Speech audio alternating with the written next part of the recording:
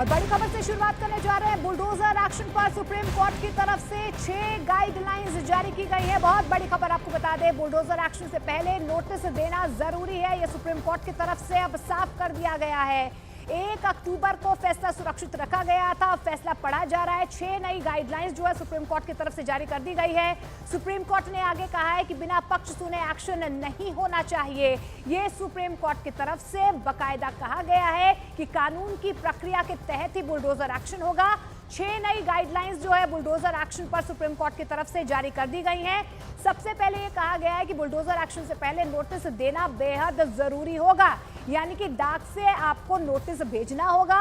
Notice की जानकारी DM को देना बेहद जरूरी है, सुप्रीम कोर्ट की तरफ से कहा गया है। शंकर आनंद हमारे सहयोगी लगातार हमारे साथ बने हुए हैं। शंकर, तफसील से बताइए कौन कौन से बेहतरीन और अहम पॉइंट्स है जो सुप्रीम कोर्ट की तरफ से ये जो नई गाइडलाइंस जारी की गई हैं एक्शन को लेकर, बुलडोजर एक्शन को लेकर, तफसील से बताइए दर्शकों को।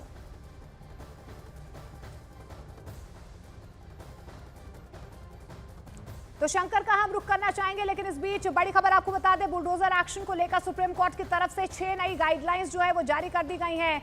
सबसे पहली बात, सुप्रीम कोर्ट की तरफ से साफ तौर पर कहा गया है कि बुलडोजर एक्शन से पहले नोटिस देना बेहद जरूरी होगा, बिना पक्ष सुने एक्शन नहीं होना चाहिए। देखिए, सुप्रीम कोर्ट की तरफ से बार बार यही कहा जा रहा था कि कानून के दायरे में ही बुलडोजर एक्शन होना चाहिए। शंकर हमारे सहयोगी हमारे साथ जुड़ रहे हैं। शंकर, और क्या जानकारी मिल पा रही है? सुप्रीम कोर्ट की तरफ से 6 नई गाइडलाइंस जारी की गई, तफसील से बताइए। देखिए, सुप्रीम कोर्ट में जिस तरह से इस मामले पर फैसला सुनाया जा रहा है और फैसला सुनाने के दौरान में उन तमाम बातों का जिक्र किया जा रहा है, जिसमें कि 6 गाइडलाइंस की भी बात की जा रही है। और जिस तरह से सुप्रीम कोर्ट ने इस मामले पर ये फैसला सुनाते हुए ये भी कहा है कि कारण बताओ नोटिस को कभी भी तोड़फोड़ नहीं की जानी चाहिए। इसके साथ साथ कोई जवाब स्थानीय नगर पालिका कानूनों में दिए गए समय के अनुसार या नोटिस की तारीख में 15 दिनों के भीतर जो भी बाद में हो उसे दिया जाना चाहिए। देखिए, नोटिस की अगर बात करें तो पिछली सुनवाई के दौरान में जब इस मामले पर कोर्ट का बेहद सख्त एक निर्देश था और कोर्ट का जो ऑब्जर्वेशन था वो कि अगर किसी का घर भी आप तोड़ रहे हैं और अगर आप तोड़ रहे हैं तो आप उनको नोटिस क्यों नहीं दे रहे हैं। और नोटिस देने की भी एक प्रक्रिया होती है, ऐसा नहीं है कि आपने नोटिस दिया और किसी का घर जाकर तोड़ दिया। तो इस मामले पर भी एक सख्त नियम होने चाहिए। और इस मामले पर एक टिप्पणी करते हुए कोर्ट ने यह भी कहा गया कि जिस तरह से बकायदा इस मामले पे जो आरोपी अधिकारी हैं उनके खिलाफ भी कार्रवाई होनी चाहिए, क्योंकि अगर कोई घर कोई आशियाना बहुत मुश्किल से बनाता है,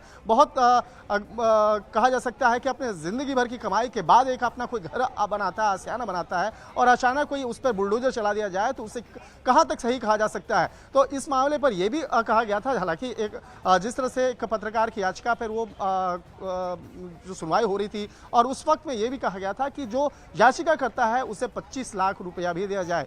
और जिस तरह से इस मामले पर पिछली सुनवाई के दौरान में काफी सख्त जो टिप्पणी देखने को मिला था, तो आज कहा जा सकता है कि उसी मामले पर जिस तरह से आज कोर्ट जो है फैसला सुना रहे हैं, जस्टिस गवाई जो है इस मामले पर फैसला सुना रहे हैं। और कोर्ट ने इस मामले पर आज फैसला सुनाते हुए इन्होंने ये भी कहा कि मकान सिर्फ संपत्ति नहीं है बल्कि पूरे परिवार का आश्रय है, पूरा परिवार के सदस्य उस घर में रहते हैं। और जिस तरह से इस मामले उन्होंने ये भी कहा कि इसे ध्वस्त करने से पहले राज्य को यह विचार करना चाहिए कि क्या पूरे परिवार को आश्रय से वंचित करने के लिए या अतिवादी कदम आवश्यक था।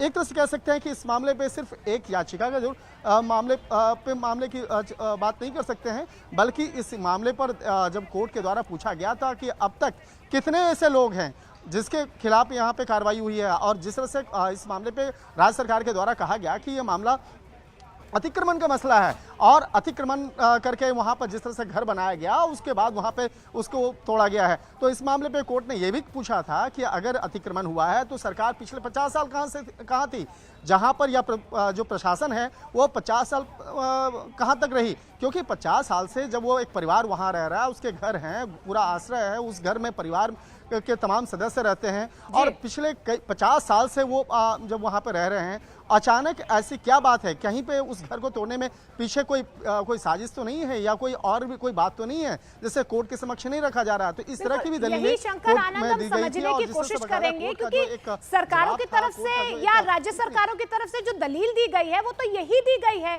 कि जब एक्शन लिया गया तो कानून संगत लिया गया, यानी कानूनी प्रक्रिया के तहत ही एक्शन लिया गया। इससे पहले नोटिस भी दिया गया, बिना पक्ष सुने एक्शन नहीं लिया गया।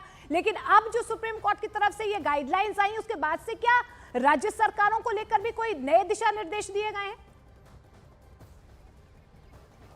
देखिए, अभी जो दिशा निर्देश जो हैं 6 दिशा निर्देश के बारे में जानकारी हो रही है कि जब किसी के घर को ध्वस्त किया जाता है या तोड़ा जाएगा तो उसके बाद किस तरह से तकरीबन 15 दिन 20 दिन पहले उनको एक कानूनी नोटिस देना होगा और वो भी लिखित तौर पे बताना होगा, उनके घर पे चिपकाना होगा और इस मामले पर औपचारिक तौर पे तमाम जानकारी देनी होगी। और ऐसा नहीं है कि किसी के घर पे जाके बुलडोजर चला दिया जाए। तो बुलडोजर एक्शन पर एक सवाल उठाया गया था, जिस तरह से संपत्ति का अधिकार, इसके साथ साथ अन्य कई मौलिक अधिकार जो हैं, जो हमारे संविधान के तहत उन तमाम लोगों को मिला हुआ है, तो उसका उल्लंघन नहीं होना चाहिए। कानून व्यवस्था होनी चाहिए, कानून का पालन होना चाहिए। लेकिन अगर कोई शख्स अगर कोई अवैध तौर पर निर्माण कर रहा है तो इस मामले पर जो स्थानीय पुलिस, जो स्थानीय प्रशासन है, वो क्या कर रही है? तो स्थानीय जो व्यवस्था है, वो प्रशासनिक जो अधिकारी हैं बाकायदा, वो जो है इस मामले पर उनकी तमाम जो बातें हैं उसको भी ध्यान में रखने की आवश्यकता है। हालांकि देखिए, अब आज जिस तरह से बाकायदा इस मामले पे तमाम जो 6 गाइडलाइन की बात कर रहे हैं, अब आ रहे हैं बाहर वकील जो हैं, इस मामले के वकील जो हैं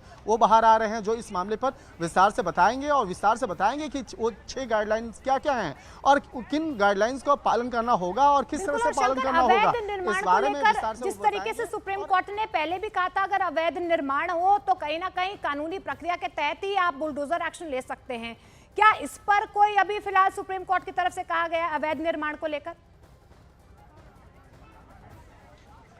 देखिए, इस मामले पर हम अभी चलते हैं, हमने वकील भी जो हैं उनसे भी बात करेंगे, जो अब कोर्ट की प्रक्रिया के बाद बाहर निकल रहे हैं। और लेकिन जिस तरह से अवैध निर्माण की अगर बात करें तो अवैध निर्माण को लेकर जिस तरह से 6 गाइडलाइन जो हैं वो दिए गए हैं और इस मामले पर तमाम बातें बता रहे हैं, इसको हम अब सुनते हैं। It has said that there will be no demolition only on the basis that someone has committed a crime. Only for being an accused, you cannot demolish someone's house. And they have repeatedly stated that. They have said that there will not be any restriction on illegal demolition, but they have laid down the guidelines on how the demolition exercise will take place. There has to be a mandatory notice. A 15-day period will be given to the person whose property is sought to be demolished. They have also said that if it can be compoundable, like if only a part of the house can be demolished to remove the encroachment, that should be the preference. And the notice is to be sent by email to the DM concerned on the same day,